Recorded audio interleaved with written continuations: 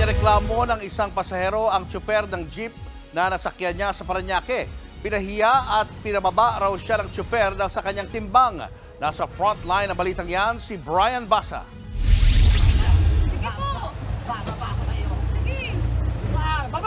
Paninigaw ang inabot ng pasaherong si Joy Gutierrez mula sa tsuper na ito Biyernes ng gabi nang sumakay siya at ang kanyang katrabaho sa jeep na rutang Baclaran-Sucat sa Parañaque. Nung una, tuwang-tuwa pa si Joy sa kakaibang disenyo ng jeep pero nang makasakay na, pagtataboy raw ang isinukli sa kanya ng driver at ng asawa nito. Ang dahilan, mataba raw si Joy.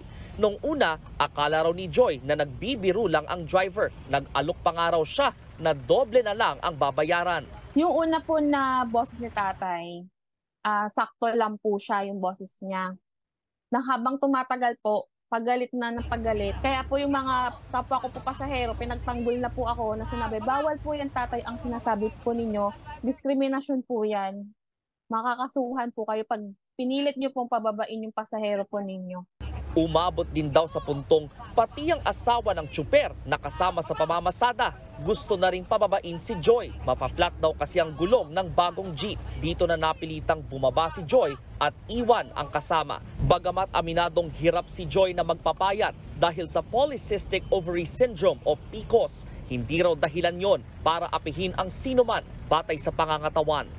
Ang laki ng respeto ko sa mga matatandang jeepney driver. Nung nagkaroon nga po ng issue regarding sa jeepney phase out, sa po ako sa mga nalungkot kasi paano po yung mga matatanda po nating mga kapwa Pilipino na nagiging bread and butter po nila yung pamamasada po ng jeep. Sana po ingatan po nila yung kung ano man po yung bumubuhay po sa kanila sa araw-araw.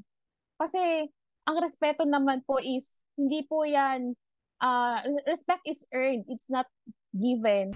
Inireklamo ni Joy ng unjust vexation ang tsuper. Dumulog na rin siya sa Land Transportation Franchising and Regulatory Board para pagpaliwanagin ng driver tungkol sa insidente. Sa susunod na linggo raw ito nakatakdang dinggin ng LTFRB. Sabi ng ahensya, malinaw na diskriminasyon ang pananaboy ng tsuper kay Joy. General rule, bawal pong tumanggi sa pasahero. Ang prangkisa, pribilehiyo yan parang driver's license. At kaakibat po ng kanilang responsibilidad ay ang pagbibigay ng safety, comfort sa mga pasahero natin.